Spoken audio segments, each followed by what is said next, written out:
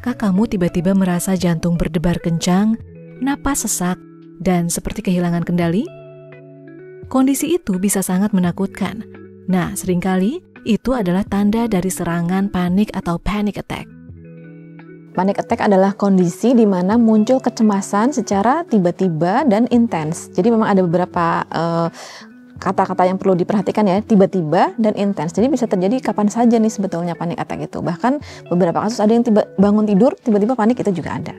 Lalu seperti apa sih gejalanya ya tadi ya panic attack itu? Jadi ada gejala terkait dengan kondisi di dada, berdebar, nyeri dada gitu ya. Jadi kalau klinisnya istilahnya itu palpitasi, berdebar terus nyeri dada gitu ya. Terus selain itu juga ada di pernafasan tuh seperti terengah-engah, terus sensasi seperti tercekik gitu ya. Terus ada gemetar, tremor, itu juga masuk dan ini terjadinya bersamaan ya, kondisinya terjadi bersamaan. Terus selain itu juga ada terkait dengan pikiran, jadi pikiran takut mati lah, takut gila gitu ya. Ketakutan yang tidak realistis terjadi dalam satu waktu bersamaan dalam kondisi yang tiba-tiba tadi. Dan mungkin durasinya bisa saja tidak lama gitu, tapi individu yang bersangkutan merasa ini seperti kayak boom gitu ya. Penyebab pasti panic attack belum sepenuhnya dipahami, tetapi ada beberapa faktor yang dapat memicu atau memperburuk kondisi ini.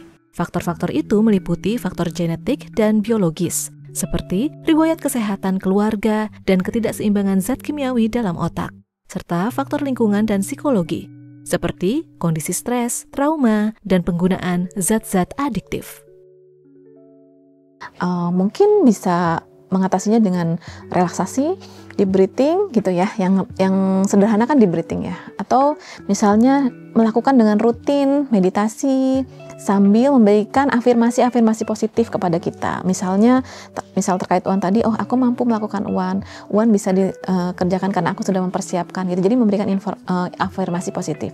Namun seperti yoga atau meditasi itu kan sebaiknya rutin ya, continue gitu. Karena tadi untuk menetralisir sebetulnya agar jangan sampai terjadi tumpukan ketika di akhir. Jadi memang perlu intens juga, rutin. Kunci untuk menghadapi panic attack adalah dengan mengingat bahwa itu adalah reaksi sementara dan kita memiliki kendali atas tubuh kita. Jika panic attack sering terjadi hingga mengganggu kehidupan sehari-hari, sangat disarankan untuk kamu mencari bantuan profesional. Kalau udah sampai kondisi diagnosis tadi ya, biasanya ini terjadi secara intens dalam seminggu bisa 2-3 kali. Itu kan sudah sangat mengganggu ya.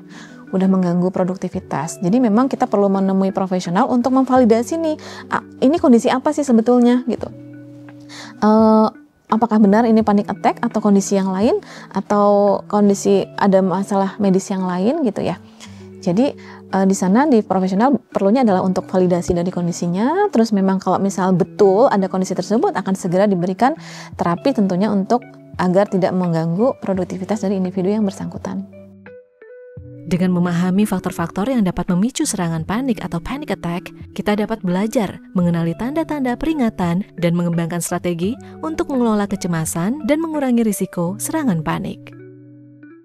Dengan begitu, kita cepat mengendalikan tubuh kita dan dapat kembali menjalani aktivitas dengan baik.